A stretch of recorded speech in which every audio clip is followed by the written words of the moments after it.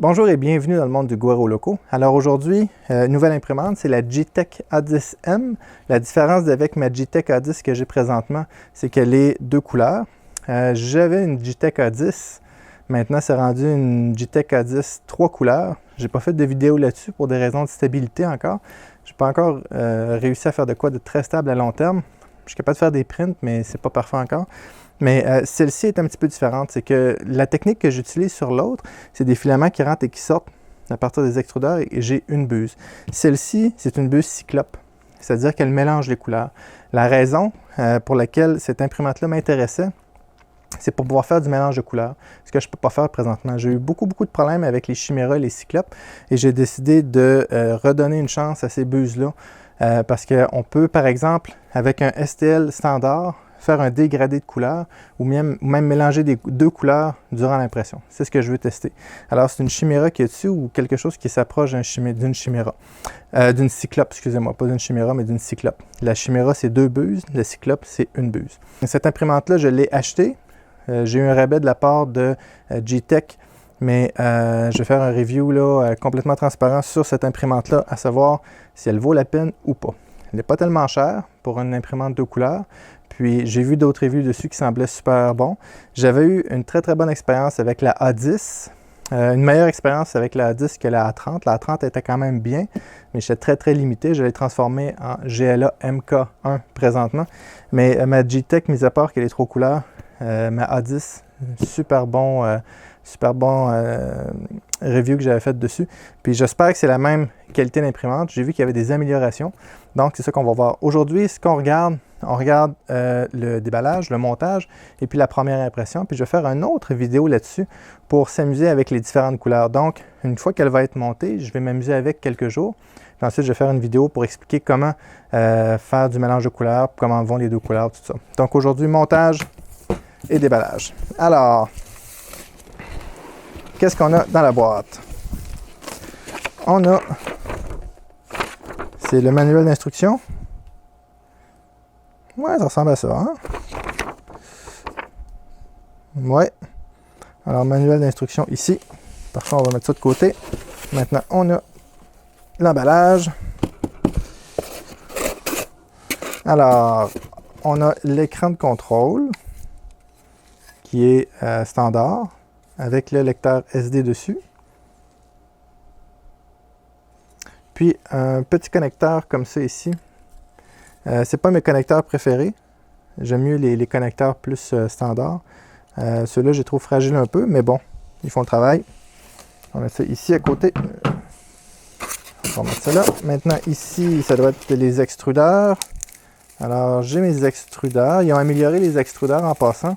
Avant, c'était des extrudeurs standards, je pourrais dire. Et maintenant, c'est des extrudeurs style Titan. Ils sont durs à tourner. Alors, je regarde pourquoi. Ok, non. Il se place tranquillement. Donc, deux extrudeurs. Il y a l'air d'avoir des vis dans le fond.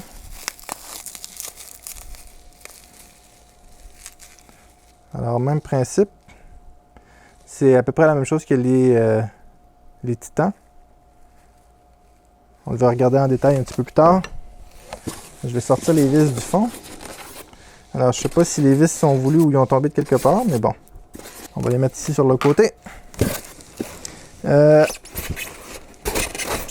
Donc, on a la base avec le plateau et l'autre vis. Alors, le plateau qui, lui, maintenant, s'enlève, il tient avec des clips. L'autre était collé dessus, si je me souviens bien, oui. Tandis que celui-là, il est collé. Non, il est pas. Il est-tu collé? Non, il tient avec des clips. Puis, la carte, ça semble être une GT32 mini, peut-être. On va la regarder. On va la regarder tout à l'heure, voir quel genre de carte qu'il y a là-dedans. Premier étage. Alors, il doit avoir à peu près 500 kV de statique après cet emballage-là. L'alimentation, combien de watts? Alimentation 300 watts, plutôt bien avec deux extrudeurs. Et puis, il est sur 230. Avant de l'oublier, 115 volts. Alors, assez standard, bien fait. Il y a encore le plastique dessus.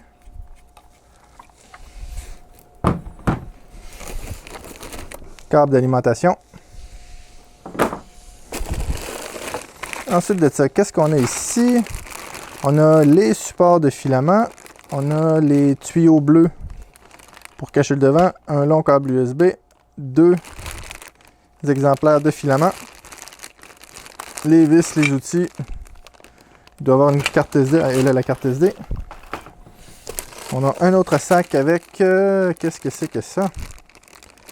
Ah, c'est pour tenir l'axe des Z. On dirait un dessus d'axe des Z. Des grosses vis, des détecteurs de filament, parce que cette imprimante-là a 2 détecteurs de filament, et la carte SD de 1 GB. Ah oui, le fameux tapis à souris G-Tech. On va le mettre loin. Et puis, maintenant, le châssis, qui est tenu avec des attaches plastiques, pour pas qu'il se promène. Alors, je pense pas qu'il y ait d'autres choses en dessous de ça. Non, alors on va enlever la boîte immédiatement. Hop, par là-bas. Et voilà. Donc, je vais chercher des pinces coupantes. Donc, on va regarder le manuel d'instruction.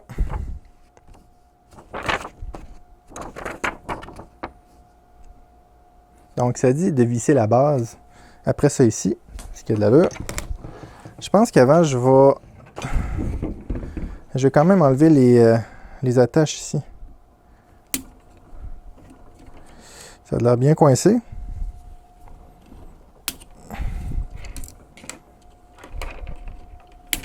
Et voilà.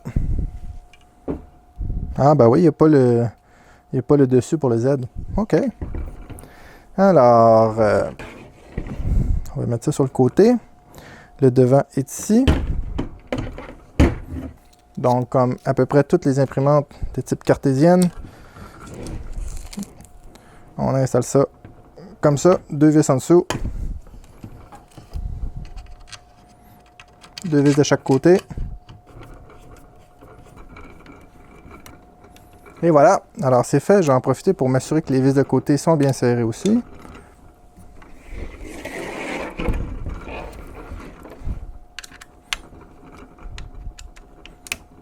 Parfait. Maintenant, qu'est-ce que ça raconte? Faut installer le devant, c'est-à-dire la boîte de contrôle avec 2 vis ici à l'avant, comme ceci. Alors j'imagine qu'il doit y avoir 2 vis quelque part pour ça. Avant de le visser en avant, connecter le fil, ça va être plus facile parce qu'après c'est plutôt difficile de faire.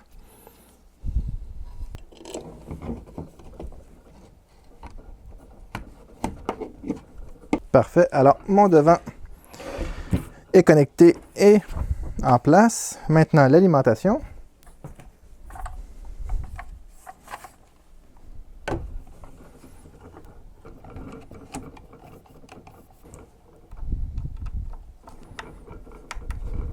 Et voilà, l'alimentation est en place.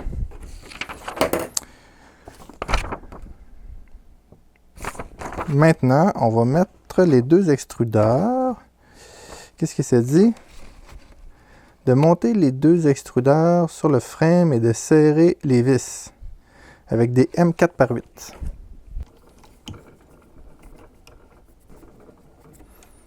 Alors, les 2 extrudeurs sont en place. Maintenant, qu'est-ce que ça dit? De connecter l'écran, ça c'est correct. Connecter le câble d'alimentation qui est ici à l'arrière. Un gros connecteur jaune. Oh! Il y a des bosses dans les roues. Ça c'est pas bon ça. Il va falloir que je regarde ça tout à l'heure. Alors, on branche le câble d'alimentation. Et voilà. Ensuite de ça, de connecter la couette de fil après l'extrudeur. Après la tête, excusez-moi. Alors, qu'est-ce qui est le fun avec celle-là ici? C'est que la tête vient dans un... Ben, le fun, je sais pas, hein? Je pense que oui. On va le voir avec le temps, comment ça vieillit, mais tout est accessible à partir d'ici. Tous mes fils viennent jusqu'ici. Donc, j'ai même des fils extra. Donc, pour mettre un BL Touch ou un capteur, tout a l'air là. Tout a l'air déjà en place. Alors, c'est un genre de connecteur comme ça ici. Donc, tout ce que j'ai à faire, c'est connecter ça comme ça. Facile. Ensuite de ça, les différents fils pour les end-stop et les moteurs. Alors, celui-là ici. Alors, j'ai branché mon X avec mon détecteur de fin de course, mon Z, mon détecteur de fin de course, mon Y, détecteur de fin de course. Maintenant, ce fil-ci, c'est le fil pour les deux extrudeurs et les deux détecteurs de filaments. Donc, est-ce qu'il y a un droite et un gauche? Oui. Alors, il y a un E0 et un E1. Donc, je vais dire que lui, c'est mon E0 et lui, mon E1. Alors, E1, E0. Et j'ai mes détecteurs de filaments. J'imagine que ça doit être une des prochaines étapes.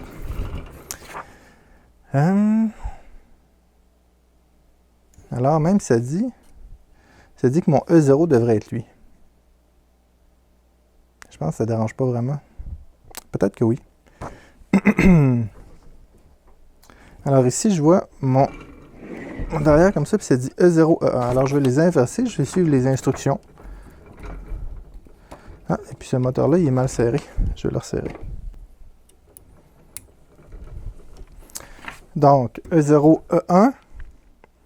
Ensuite de ça, les détecteurs de filaments. Alors, les détecteurs de filaments sont ici. Ça ne parle pas de mon axe des Z. Alors, je vais tout de suite le mettre. Alors ça vient comme ça ici sur le dessus.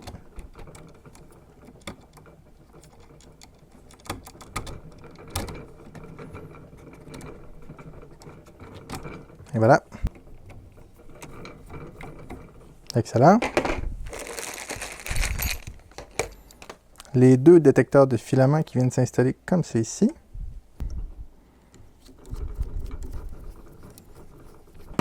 Et voilà, les détecteurs de filaments sont installés. Maintenant, je vais brancher les petits fils des détecteurs de filaments.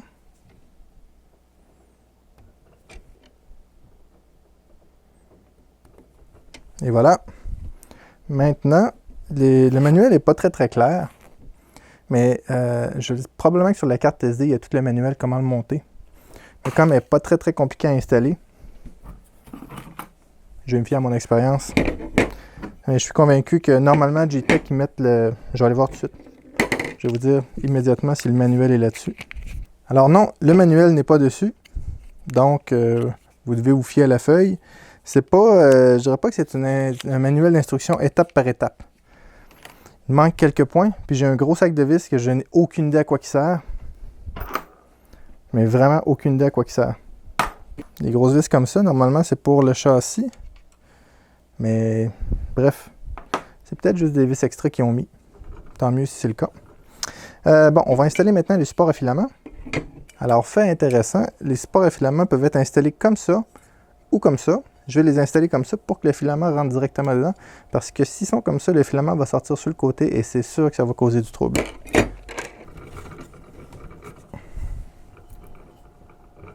Bon, alors ça c'est fait. Maintenant, je vais brancher mes tuyaux de PTFE.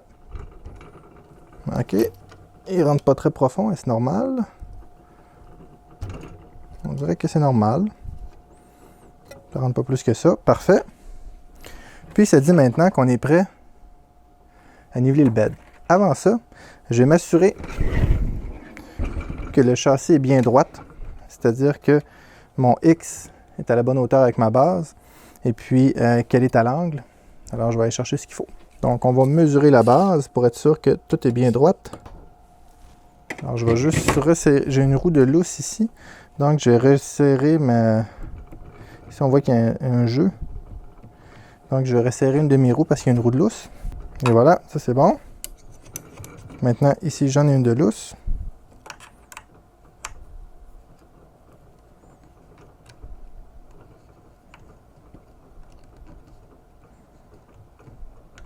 Parfait.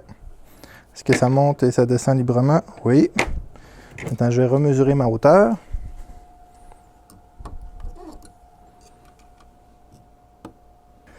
Alors, ce côté-ci, il y a 1 mm un petit peu plus haut. Alors, ce que je vais faire, je vais desserrer ma vis ici et je vais essayer de baisser mon axe sans être obligé de faire... Ah, mais la vis est accessible aussi.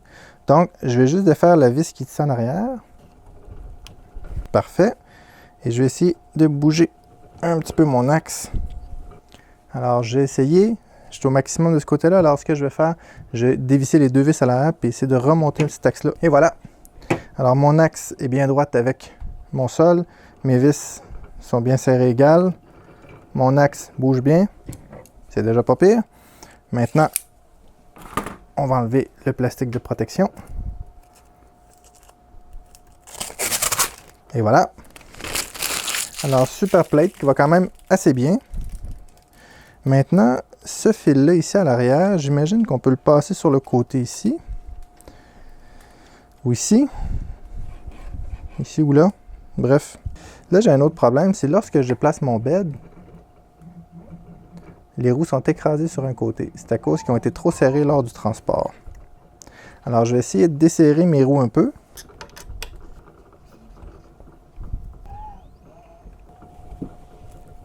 Et voilà. Alors, je le sens une petite affaire, mais j'ai l'impression que ça va se placer avec le temps. Donc, je pense que mon imprimante est prête maintenant. Je vais faire un premier niveau rapide. Alors, il y a vraiment des clips partout ici, hein. Je pense que celui sur le côté ne sera pas nécessaire. Je vais faire un premier niveau rapide. Alors, comment est-ce que je fais? C'est simple. Je descends mon imprimante jusqu'à ce que j'entende clic. Et là, il faut que je baisse mon bed. Alors, mon bed ne descend pas plus bas. Je vais simplement relever mon petit détecteur ici. Alors, deux vis enlevées sur le côté. Je le remonte d'à peu près 1 mm. Alors, il va rester à faire le bon nivelage. Ici, j'ai une place pour un détecteur, mais je ne l'ai pas pris avec détecteur. Donc, je pense qu'on est prêt. Première des choses, on va l'allumer. On va regarder si tous mes axes bougent bien. Je vais monter la tête pour être sûr de rien accrocher. Alors, premier démarrage.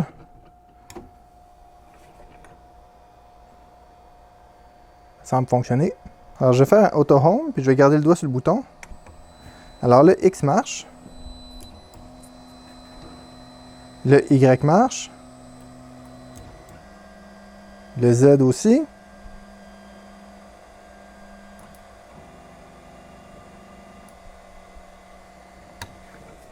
Bon, alors montage, parfait. Maintenant, je vais faire un nivelage rapide de l'imprimante. Alors, je vais le mettre à 0,2 mm à peu près. Voilà, le bed est à peu près au niveau. Ça, c'est étonnant. Ça doit avoir moyen de l'accrocher quelque part, hein? Alors, j'ai remarqué qu'ici à l'arrière,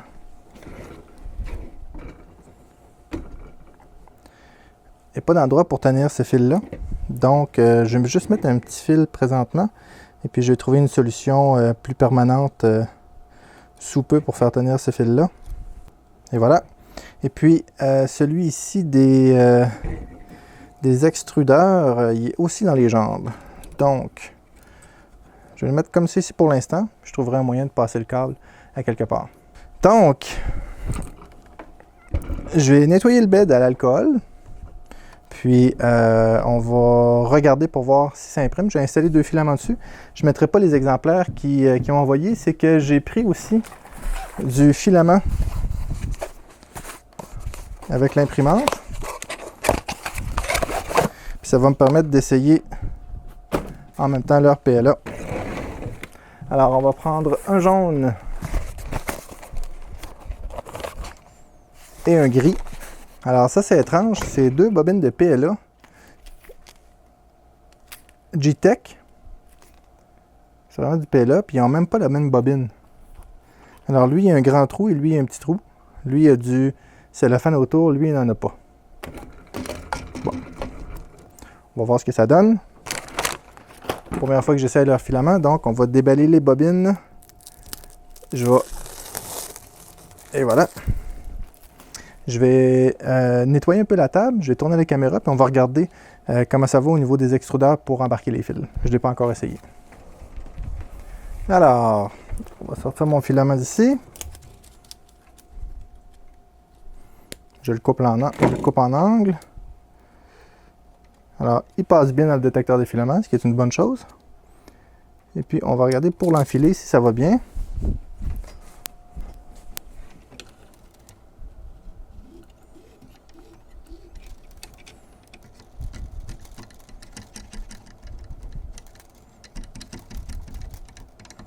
Pas tant que ça. Alors, il y a cote sur mon tuyau de PTFE ici à l'intérieur. Ouais, Ouais, c'est exactement ça.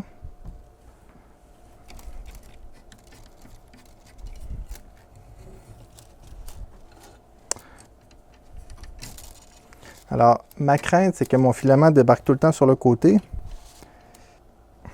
OK, alors mes filaments sont embarqués.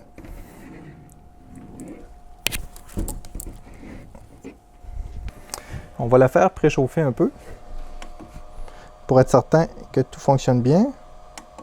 Prépare. Preheat PLA. Et on va regarder pour voir à quelle vitesse ça chauffe. Je remonte un peu ma tête.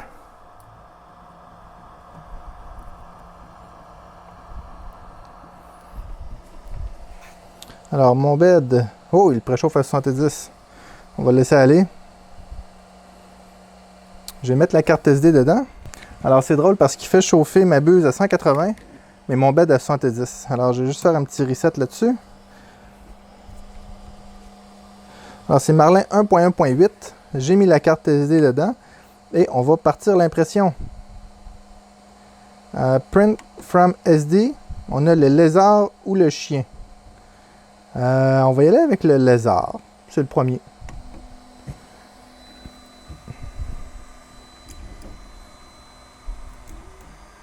Pas trop bruyante pour le moment.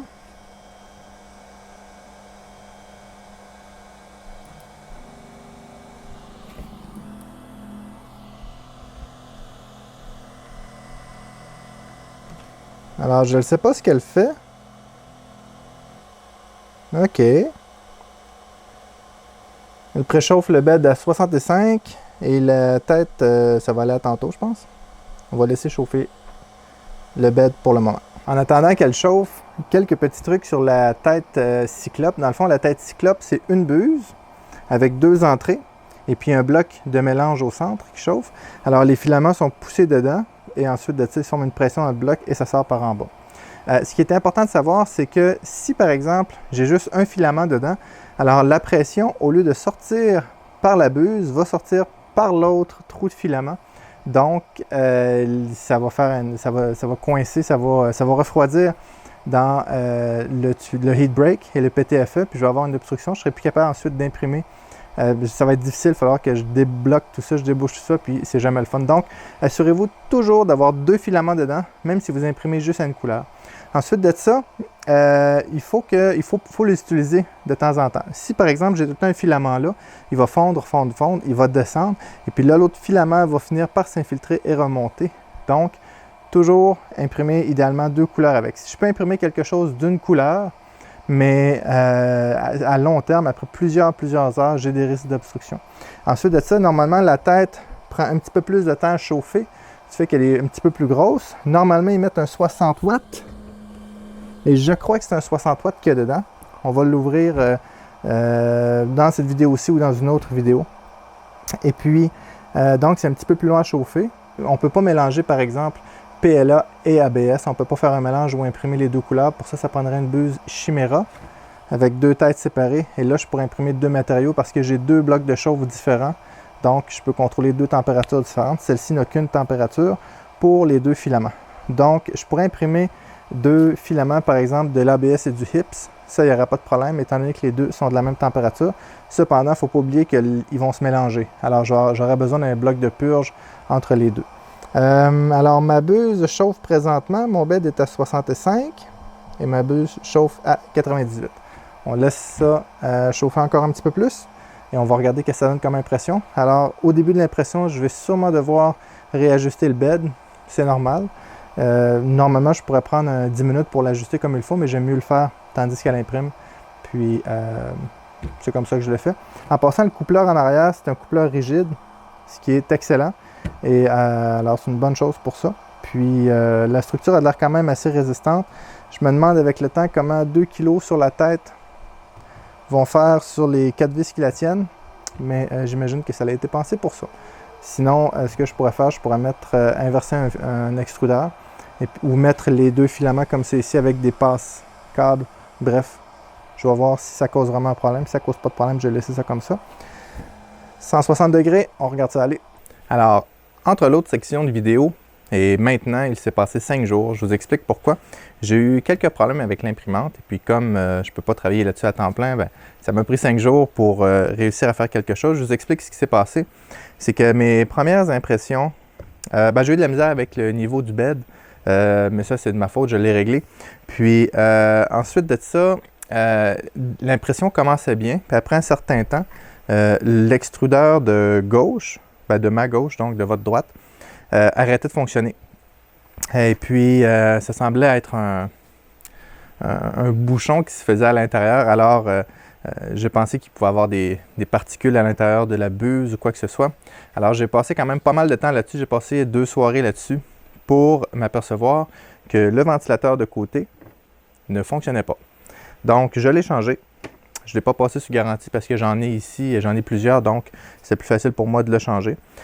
Pour enlever la tête, c'est quand même assez compliqué. J'ai 2 vis ici, j'ai 4 vis sur le dessus, j'enlève la tête et puis là, j'ai accès aux choses à l'intérieur. C'est 6 vis pour avoir accès au ventilateur. Puis ensuite, il y a les 2 vis du ventilateur. Donc, un coup, ça l'a bien été. Puis, j'ai commencé à imprimer cette pièce-ci.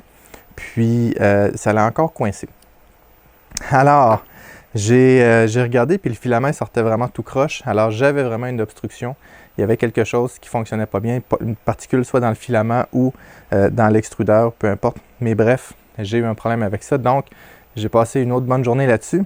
Puis, finalement, une fois que j'ai changé la buse, en fin de compte. Puis, attention, la buse est une buse propriétaire. C'est pas les mêmes filets, c'est pas la même grosseur. Donc, ça vient avec 2 buses. La buse qui est dessus, plus une buse supplémentaire. Puis, moi, je l'ai changé parce que j'avais une obstruction puis je voulais pas passer 15 heures à nettoyer tout ça. Donc, j'ai changé la buse, ça a réglé le problème. Là, j'ai été en mesure d'imprimer correctement.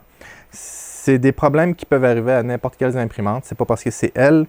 Le fait que c'est une tête Chimera, c'est-à-dire que j'ai 2 entrées, un mélange de filament, une sortie, cause en effet certaines complexités.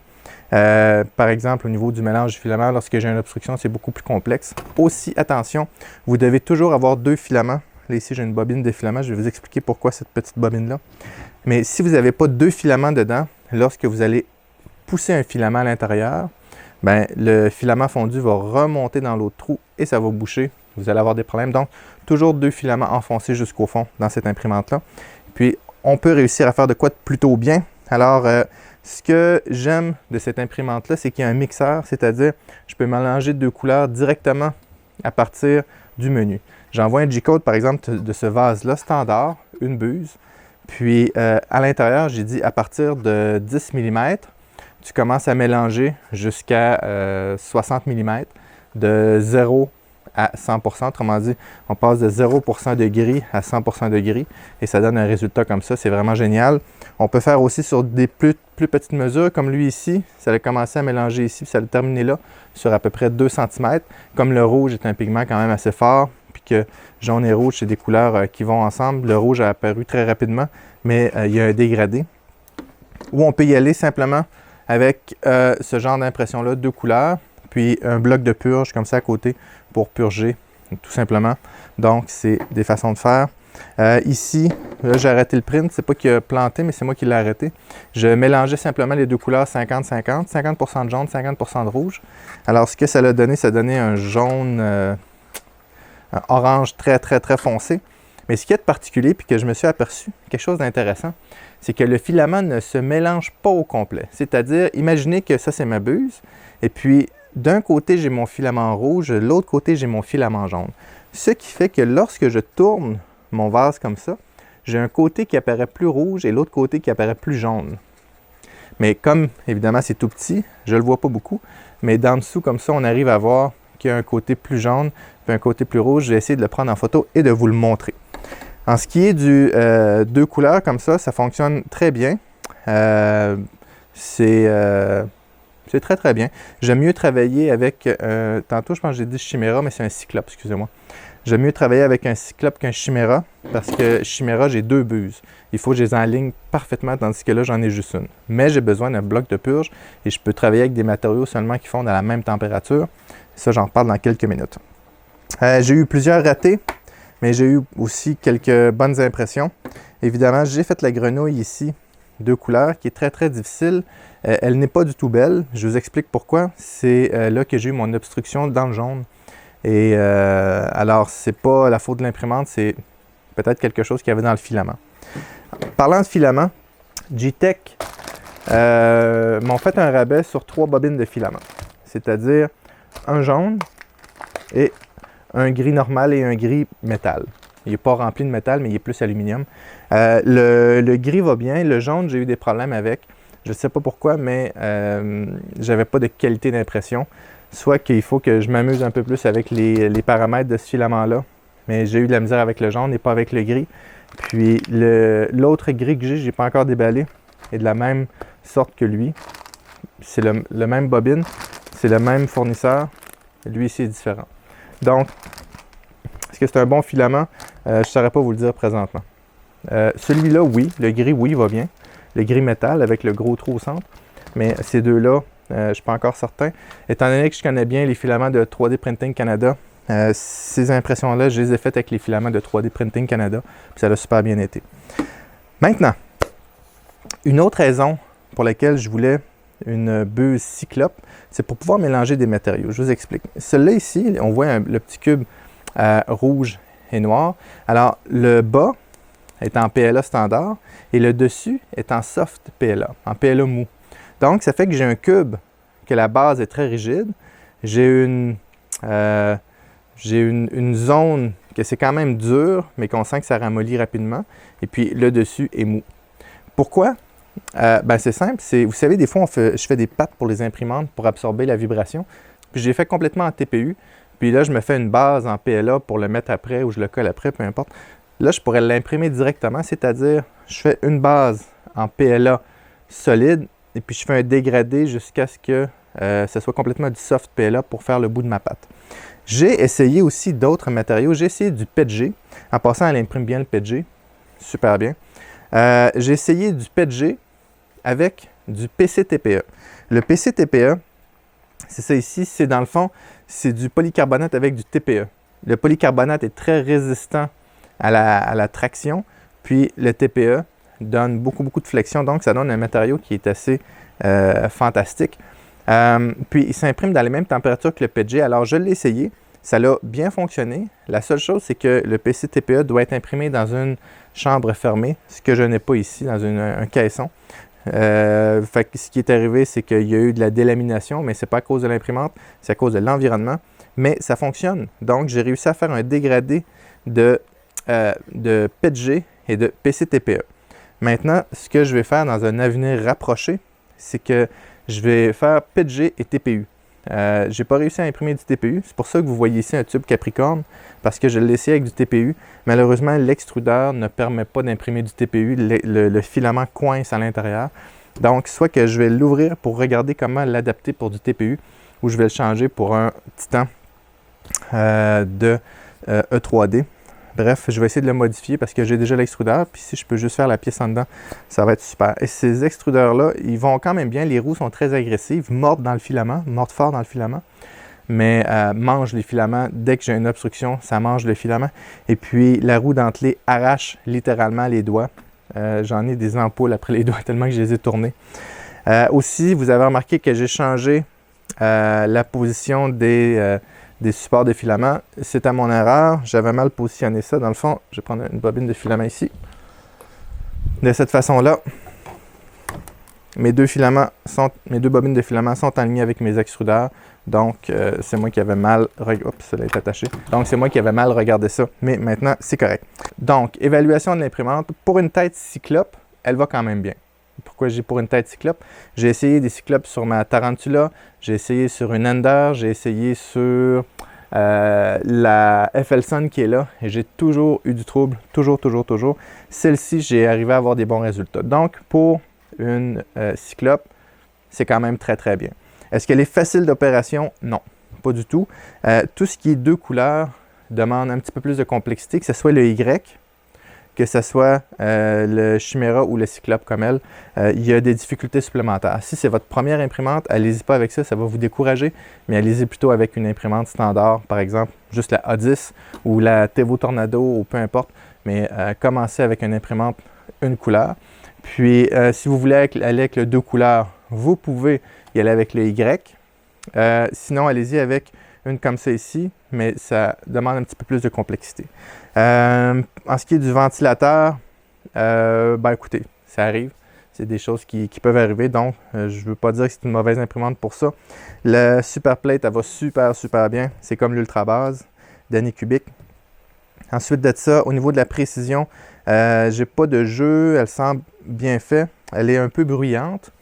Mais ça, c'est peut-être à cause des draveurs, mais c'est plus les ventilateurs qui sont bruyants dessus. Le ventilateur que j'ai changé est bruyant, donc ça ne m'aide pas non plus, mais celui du Power Supply ne fonctionne pas tout le temps, mais lorsqu'il fonctionne, il fait quand même un peu de bruit. Au niveau des extrudeurs, ils sont quand même performants. Le seul défaut que je leur reproche, c'est que des fois, le filament est dur à rentrer.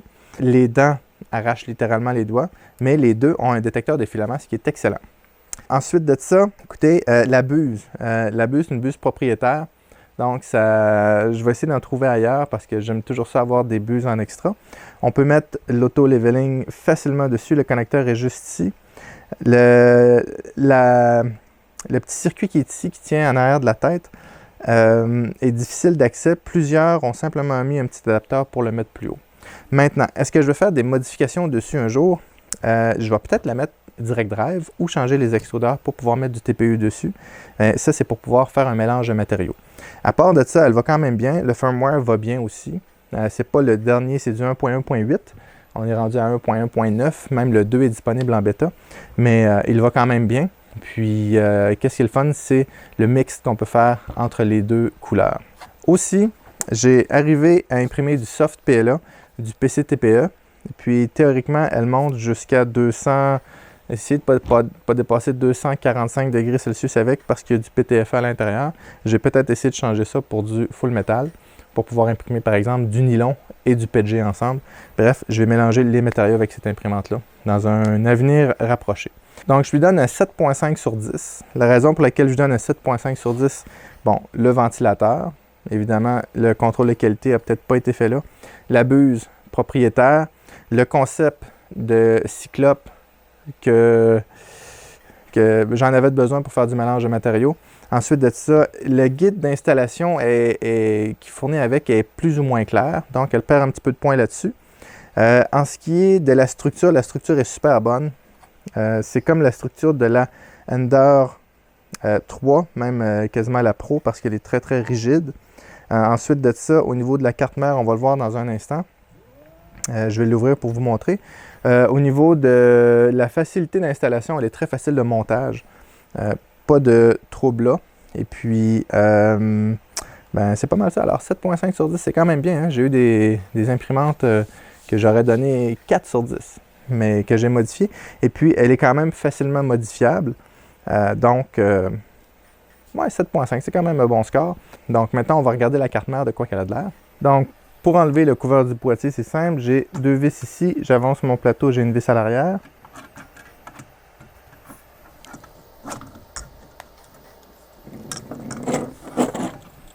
Donc, au niveau de la carte mère, c'est une GT 2560. C'est la V3. Puis, qu'est-ce qui est agréable ici? J'ai un autre draveur. La seule chose, j'ai pas les connecteurs ici à l'avant. Mais j'ai déjà étudié le board. Puis, on a juste à souder 4 pins pour avoir accès à ce draveur-là.